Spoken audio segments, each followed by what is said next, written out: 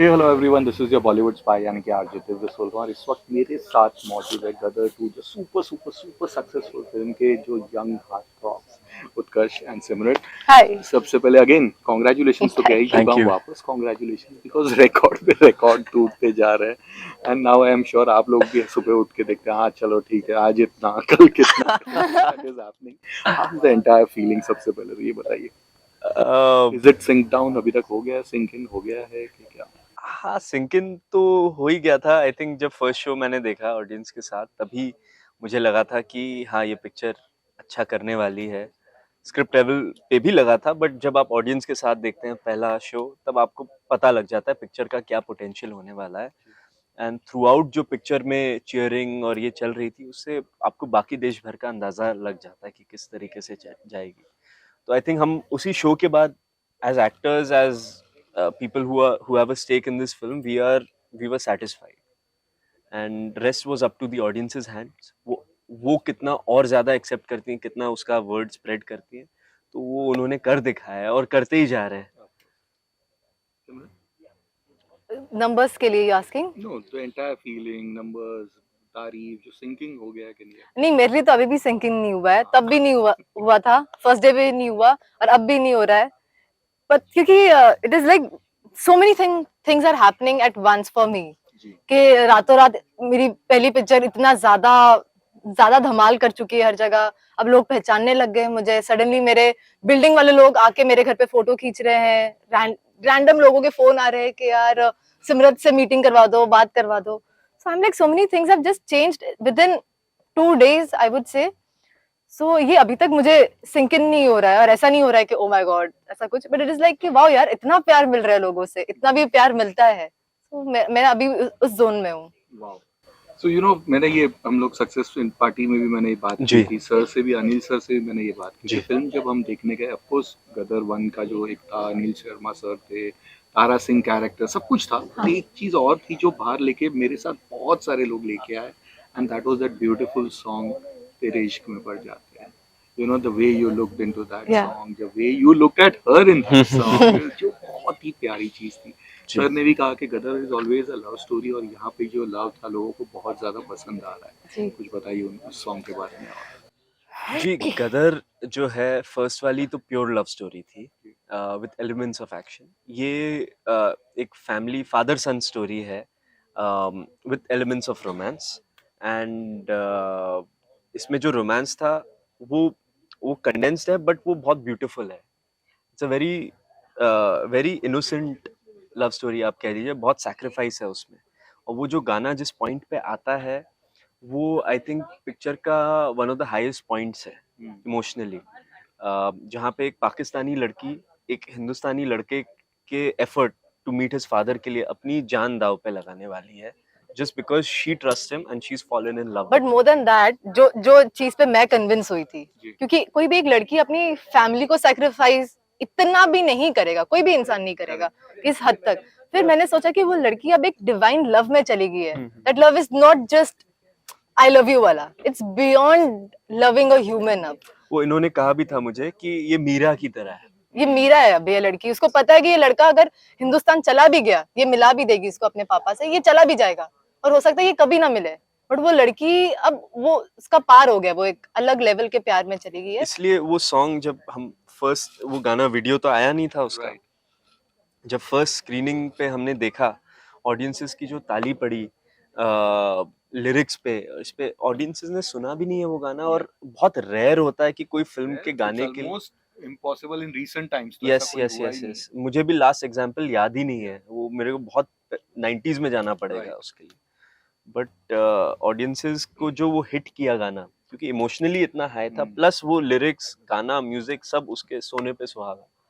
तो I think it was a very good team effort, और वो इमोशन को सबने समझा, from the music director to the singer to the actor. And जो डायरेक्टर का विजन था वो पूरा कंप्लीट हुआ वहाँ पे। Simrat, you look so pretty into that song. You know, Yes. One में गदर वन में जो अगेन आज तक अमीषा पटेल को सब उसके फैंस कहते हैं she जी looked the best in that. जी सेम यहाँ पे इस सॉन्ग में स्पेशली जिस तरह जी से आपको प्रेजेंट किया गया था दैट एंटायर डांस एंड वो कल्चर पूरा जी कैसा लगा आपको अपने आप को उतने बड़े पर्दे पे देख के? बहुत ज्यादा अच्छा लगा एंड आई वुड से कि मैं सबसे ज्यादा जो मेरा एक एक्सप्रेशन और एक इमोशन जो पूरे सॉन्ग में रहा है उसका रीजन ये था जो स्टार्टिंग की 2 लाइंस है जब वो बोलते हैं जब मैं दुआ के बाद अपनी आंखों को खोलूं मुझे मेरे हमनवा का चेहरा दिखा देना फॉर मी वहीं पर मैं कनेक्ट हो गई थी उस सॉन्ग से अब मुझे था कि अब ये लड़की सैड नहीं है अब वो उसको भगवान क्योंकि उसने नमाज पढ़ी उसने आंखें खोली और उसको उसका चेहरा दिख गया है अब उसको मतलब डिवाइन ने भी बोल दिया कि या दिस इज इट तो अब उसको चाहे वो प्यार मिले ना मिले but she is fallen in love तो पूरे सॉन्ग में भी मैं कहीं पर भी सैड नहीं थी कि दुख नहीं लड़की उसको देख भी रही है तो बोलती है कि हाय मतलब ये है तो आई थिंक वो लाइंस में वो लिरिक्स में इतनी पावर थी कि वो मैंने कैसे किया मुझे खुद को नहीं पता है मैंने उसके लिए कोई प्लानिंग नहीं की थी कि मुझे ऐसे करना है एक्सप्रेशंस के लिए कोई रिहर्सल्स नहीं थी स्टेप्स शबीना मैम ने जरूर दिए थे बहुत ग्रेस के साथ दिए थे उन्होंने बट उसके अलावा जो जो चीजें उधर ऑन द स्पॉट जो हुई है वो मुझे भी नहीं पता है कि ऐसा कुछ हुआ है मुझसे जैसे वो उसको जाली में से देखती है there was so many emotions तो आई थिंक वो सॉन्ग के लिरिक्स में इतनी पावर थी so it is all about the lyrics I would say और उत्कर्ष आपका जो ट्रिब्यूट एक आपका ये कह जी सकते हैं जो एक अंदाज फॉर देव साहब एंड Yeah. राजेश खन्ना वाला जो था पूरा जी you know that because that cap was always हाँ हाँ रिमाइंडिंग ऑफ देव साहब एंड राजेश yeah, खन्ना उस चीज को आप लेके आए but without being you know caricaturist कि भाई yes कहीं पे उसका मजाक नहीं उड़ाया हाँ वो हाँ एक हाँ फील के साथ लाए हाँ हाँ कितना रिहर्सल्स किया था यू रियली फिल्में देखी है उनकी क्या यस यस यस मैं तो पहले भी उनकी फिल्मों का सब फैन ही रहा हूँ एंड ये फिल्म ने मुझे और मौका दिया कि और डीपली एक्सप्लोर कर सकूँ राजेश खन्ना सर और देव साहब की फिल्मों को तो मैंने कटी पतंग बहुत बार देखी क्योंकि वो लिटरली उस दौर या इस पोस्टर भी लगे हैं जी इनके घर पोस्टर पे हाँ लगा तो राइट इनके थिएटर तो में और उसके गाने बड़े हिट थे जो आज भी हिट है एंड तो वो तो एक कैसा पापा से भी मैंने एडवाइस ली और भी जो मतलब जो वो एज ग्रुप के जिन्होंने वो समय दौर देखा है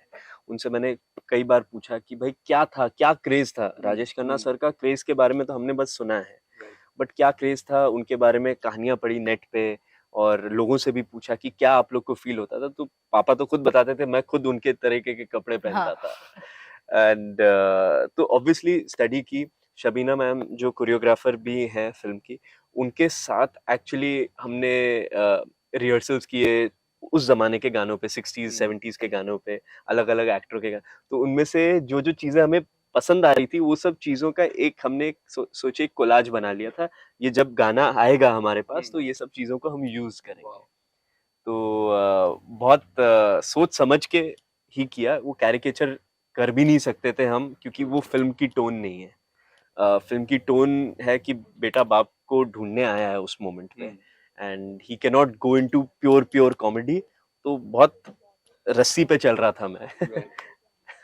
बट आपने सनी सर की बात की और पिछली दफा जब हम मिले थे आपने वो आपका एक फेवरेट सीन की बात की थी जी टैंक वाला यस एक्शन सीक्वेंस बट मैं जानना चाहूंगा इतने सारे जब हमने फिल्म देखी and Sunny sir is doing everything raw वहां पे या उन्होंने कुछ भी स्पेशल इफेक्ट्स नहीं थे अनिल शर्मा सर 98% पूरा का पूरा या रियल एक्शन रियल था है हाँ तो कितना टफ था उनके लिए यू गाइस वर देयर या वाचिंग हिम डूइंग दोस सीन्स क्योंकि कुछ स्टंट्स बहुत ज्यादा टफ थे and keeping that age factor well जब वो कैरेक्टर में रहते हैं ना तब कोई एज फैक्टर ही नहीं है उनके लिए जब वो हथौड़ा लेके चलते हैं ये वो आपको बिलीव होता है एक not because of the history of work that he is done but because when he is in front of you and he is performing he makes you believe he is that terrific of an actor और उसके beyond हाँ of course वो उनको अपने physique को maintain रखना उनको अपने इमोशनली तो वो मेंटेन रखेंगे बट फिजिकली भी मेंटेन रखना वो एक उनके लिए चैलेंज था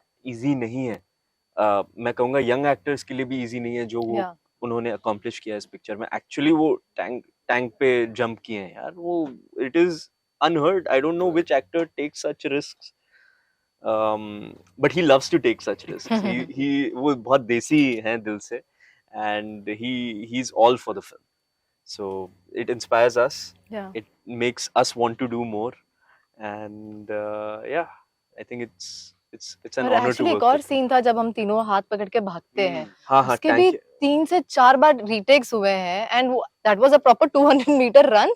ज्यादा ही था, ज्यादा हाँ, था। 200 मीटर तो एट अ स्ट्रेच, और वो भी 3-4 बार।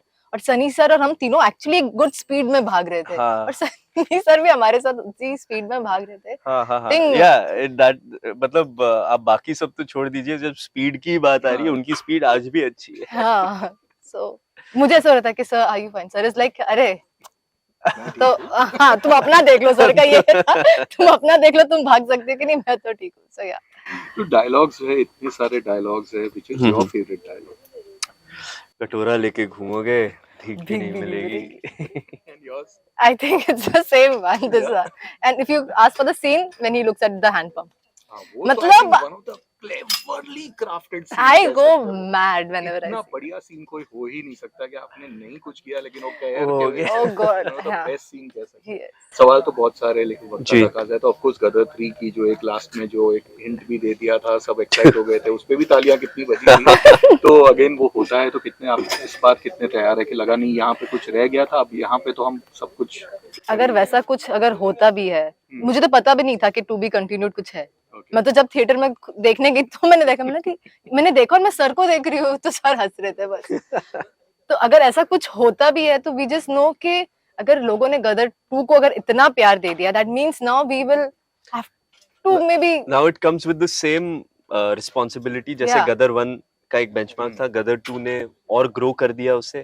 गदर 3 का भी एम और लक्ष्य यही होना चाहिए कि गदर के ग्रो। ब्रांड को और ग्रो कर। चलिए, we wish you guys all the best for all your future ventures and Thank thank you you. for being with us. एक और बार डबल नहीं, ट्रिपल नहीं, 5 times congratulations. Thank Thank you you. So much.